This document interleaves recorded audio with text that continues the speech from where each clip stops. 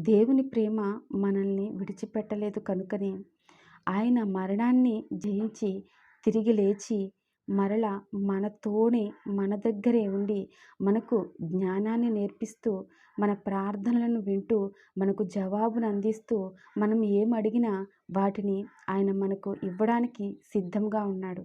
అయితే ప్రియ సహోదరి సహోదరుడా, ఈరోజు నువ్వు దేవుని దగ్గరకు వచ్చి అడిగినట్లయితే దేవుని ప్రేమను నువ్వు కావాలని దేవుని ప్రేమను రుచి చూడాలని అనుకుంటే దేవుని ప్రేమలో ఉన్నటువంటి ఆ శక్తిని నీవు అనుభవించాలనుకుంటే దేవుని ఎదుట పశ్చాత్తాపడి ప్రార్థించు. అప్పుడు దేవుడు నీకు ఆ నిజమైనటువంటి ప్రేమలో ఉన్నటువంటి ఆ మాధుర్యాన్ని నీకు తెలియపరుస్తాడు. ఆయన ప్రేమతో నీ గాయాలన్నిటినీ కూడా కడతాడు. ఆయన ప్రేమతో పరలోక రాజ్యానికి కూడా నిన్ను వారసునిగా నిలబెడతాడు. దేవునికి మహిమ కలుగునుగాక. God bless you.